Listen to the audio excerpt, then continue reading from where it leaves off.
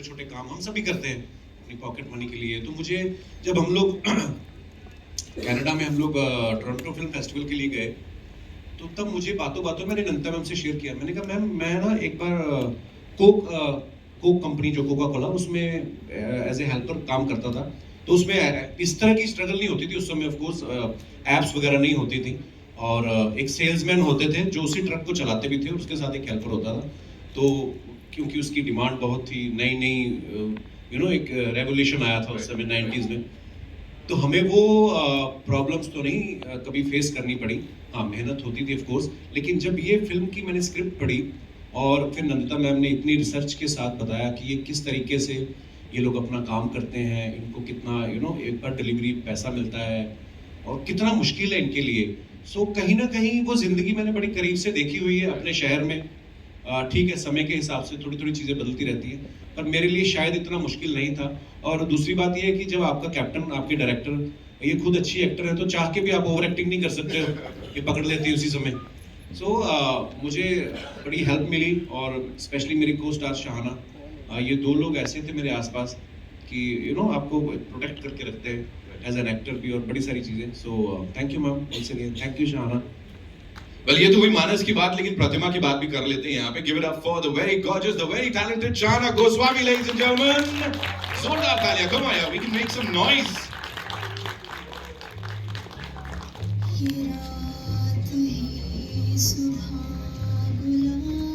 Here you go. Congratulations on this. This looks fantabulous. And first of all, you're teary-eyed or what? Oh no, that's No, you're not? Okay. थोड़ा सा हम emotional सा हो रहे हैं यहाँ पे. Tell me one thing. आपकी अपनी एक कहानी है इसमें. You have your own journey. You're not just playing his wife. There is much more to it. So what was the character like? क्या लेस थी जिसमें घुसना पड़ा? And are you out of it, or just like the gentleman here said, he's still into it?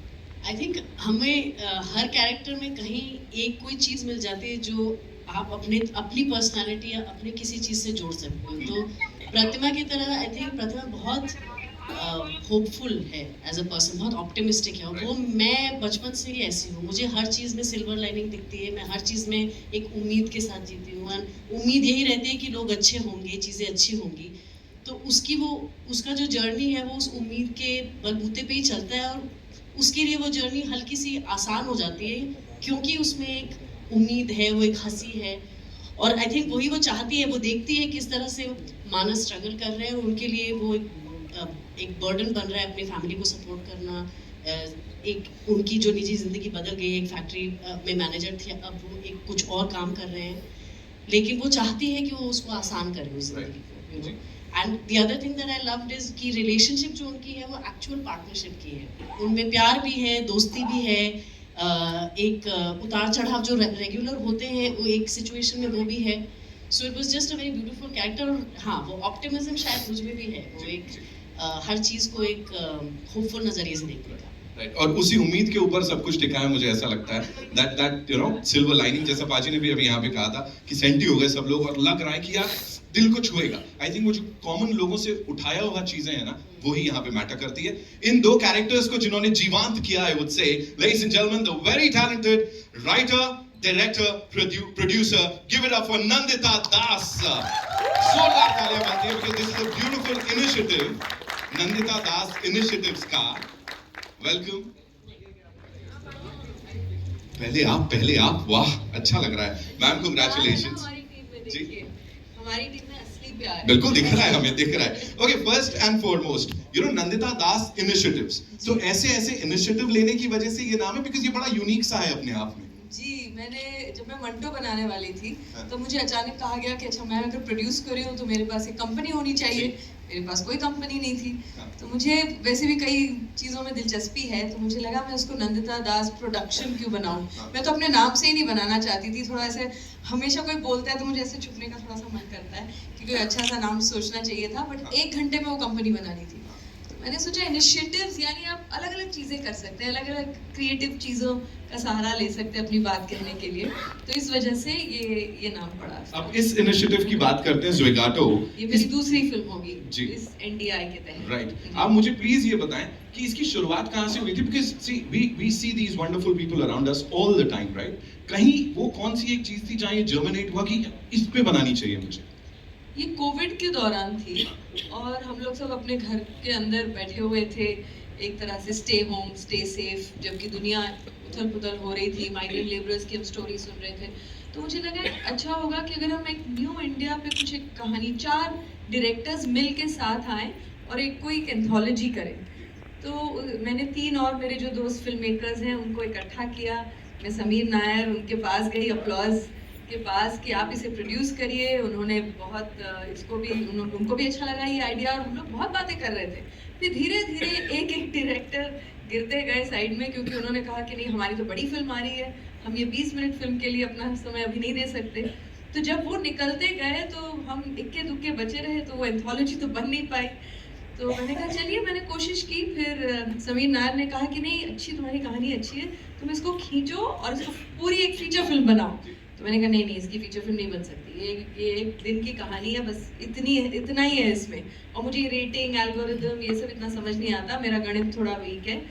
तो उन्होंने कहा नहीं, मुझे लगता है कि इसमें कुछ हो सकता है, तुम कोशिश करो। तो इनके धक्के मारने की वजह से मैंने इसको फिर लिखना शुरू किया, और अब आपके सामने है ये फीचर फिल्म। अब बन गई, अब 1 दिन से 4 दिन की हो गई है कहानी।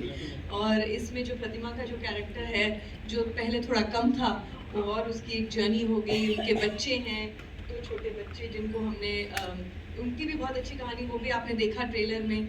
तो एक आम आदमी और उनके परिवार की जो एक स्ट्रगल भी है, होप्स भी है, जिंदगी जैसे होती है, उसमें एक चीज़ तो होती नहीं है, उसमें ह्यूमर भी है, उसमें दुख भी है, उसमें डिलेमास भी हैं। So it's very life like. तो हम उसको एक किसी उसमें सिर्फ डाल दें तो शायद वो जिंदगी जैसी नहीं लगेगी। Thank you so much for sharing all that so beautifully. And now, ladies and gentlemen, to invite on stage someone, this gentleman, इनको कंटेंट तभी फील होता है जब ये अच्छा कंटेंट दे पाते हैं लोगों को, फिर चाहे वो टीवी पे हो, OTT पे हो या फिल्मों में हो। Mister Sameer Nair, ladies and gentlemen, CEO of Applause Entertainment. A big round of applause for him.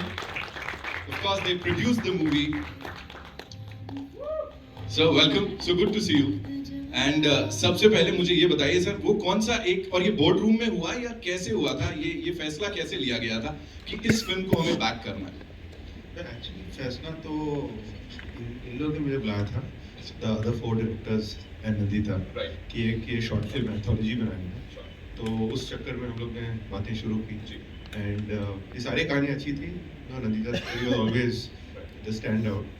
जैसे ये कह रही है कि एक एक करके सब निकल गए, फिर कोविड आ गया, सब लोग घर में बैठे रहे, एंड फिर उस दौरान में Nandita wrote the story in full, and then the minute the first wave got over and we were able to come back, फिर हमने काम शुरू किया तो how to make it. And I must say that is नंदिता's inspired choice to get Kapil Paji, because I mean, when you think of the combination Nandita Das and Kapil Sharma, वो बहुत दूर की बात होती है।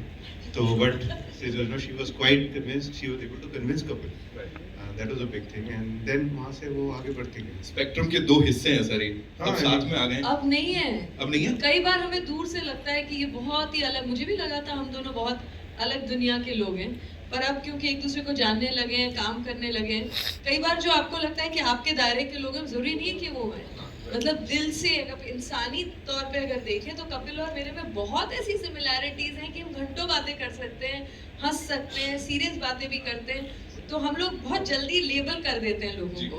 तो एक तरह से आई होप कि जो आप लोग जब फिल्म देखेंगे तो एक खुले दिमाग से सिर्फ एक कहानी देखने आएंगे इन सीधे साधे लोगों की, जो और इस तरह के किरदार हमारी फिल्मों से कम होते जा रहे हैं। जब तक उनकी जिंदगी में कुछ बहुत ड्रामेटिक नहीं होता, हमें गांव की कहानियां नहीं मिलती, हमें शहरी आम आदमी की कहानियां देखने को नहीं मिलती। It has to be something over dramatic, एक आम आदमी की सरल कहानी आज के दौर की, कि क्या उनकी लाइफ है, इस पे फोकस करने का हमें बहुत कम मौका मिलता है। सो आई एम होपिंग दैट ये आपको कहीं ना कहीं छू जाएगी और आप इससे रिलेट कर पाएंगे। And now before we take your questions, Sameer sir, एक और सवाल, दैट इज इस टाइटल को लेके, ज़ोइगाटो, Zugato, what do we say and कहाँ से आए, इसकी शुरुआत कैसी हुई? Actually, it's a nice sounding name. Yeah, it is. थोड़ा odd है, familiar भी है. You think it might be two names in one, which you do, then that's good. वो हमारा idea बिल्कुल नहीं था. आराम से ही said it. It is just वो एक nice ring है Zugato. In fact हमने ये भी सोचा था, कपिल से बात भी हुई थी कि अगर लोग pronounce नहीं कर सकेंगे तो हमें एक थोड़ा promotion वो भी करना चाहिए कि mispronouncing Zugato, because people say Zugato, Zigato, वो जिसको जैसे बुलाना है. but it's just a nice name. It's a nice ring to it. और आप सोचेंगे कि अगर जो भी डिलीवरी के एप्स हैं उन सब के नाम अजीबोगरीबी होते हैं, बोलना मुश्किल ही है वो सब, तो लेकिन उसी दायरे में है ये भी नाम. लेकिन इस फिल्म को देखने के बाद इसके बारे में बोलना बिल्कुल मुश्किल नहीं होगा. I am sure there will be so many good things to talk about इस फिल्म से जुड़ी हुई. एंड अब आपके ऊपर है, यू गाइस